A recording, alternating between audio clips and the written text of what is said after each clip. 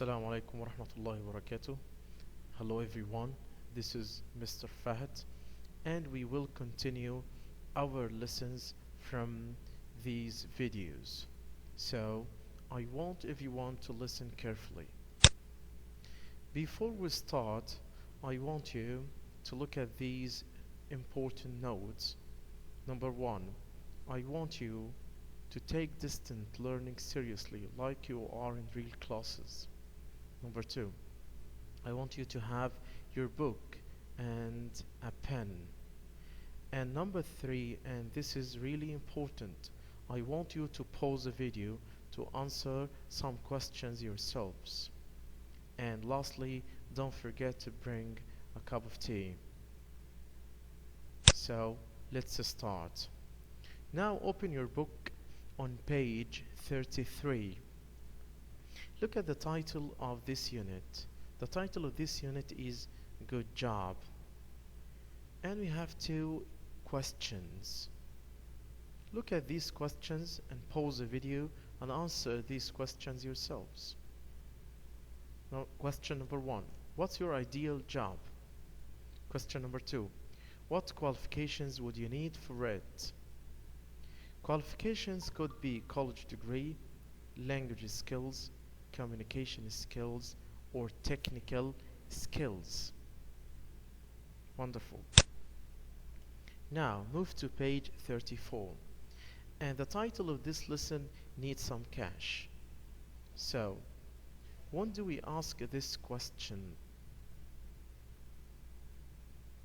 Wonderful. So, we ask this question when we offer to lend somebody some money. Great. Now, we have some questions. I want you again to pause the video and answer these questions yourselves. Question number one, do you have a bank account? Question number two, if yes, how often do you put money in it?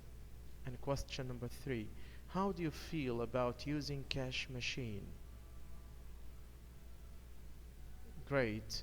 I hear your answers. Wonderful. So, what do you think the lesson will be about? The lesson will be about carrying out bank transactions. What different stuff can we do in a bank? Great.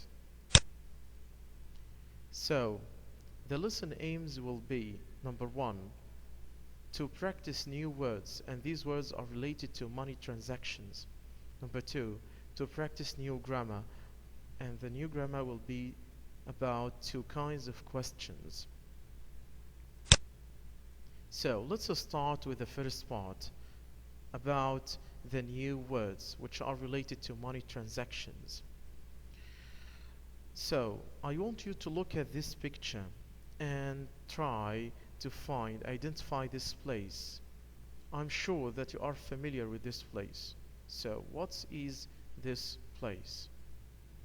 Great. So this place is a bank. And what kinds of people can we find in a bank? Wonderful. So we could find in a bank clerk, the person who is working inside a bank, and the customer or client, the person who is receiving services inside the bank. So now repeat after me. Listen carefully and repeat after me. Bank, bank clerk, customer, client. Wonderful. Look at this picture. What is it? Great. This is a cash machine or ATM. What do we use cash machine for? Great. So we use cash machine to for two things. Number one, to deposit money. Number two, to withdraw money. What do we mean by deposit?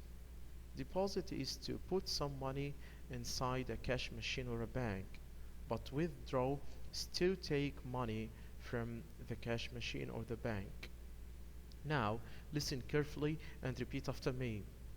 Cash machine, deposit, withdraw. Wonderful. Now, this this item is about opposites. What do we mean by opposites? Opposites are different words. Like this picture, we have the word down and up. So these words are opposites, are different. And in this lessons, we have some opposites. Like in exercise number 2. Look at exercise number 2. And I want you to take a look at the reading passage and to try to find the missing information with me. So, take a look at the reading passage and look at the bold words, these bold words, and to try to find the opposite of these bold words. Great. So let's start with number 1. Number 1, you should start saving money. Don't it on things you don't actually need. What do you think the answer will be? Great. Spend. So the opposite of the word save, spend. Number 2, the good thing about cash machines is that you can deposit or money without having to wait in a queue to see a bank clerk. So what's the answer? Wonderful. It's withdrawal. So the opposite of the word deposit is withdrawal. Number 3, Charlie refused to go on a business trip to London, but what's the answer? Accepted. So refused is opposite to accepted. Number 4, I spelled the name on the envelope correctly, but I spelled the address.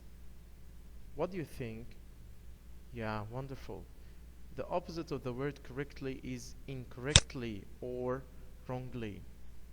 And the last one, we had to pay £1,000 for the furniture, but the delivery was. What's the opposite of the phrase had to pay? Yeah, wonderful. Free of charge. So these are the opposites. Now, listen carefully and repeat after me.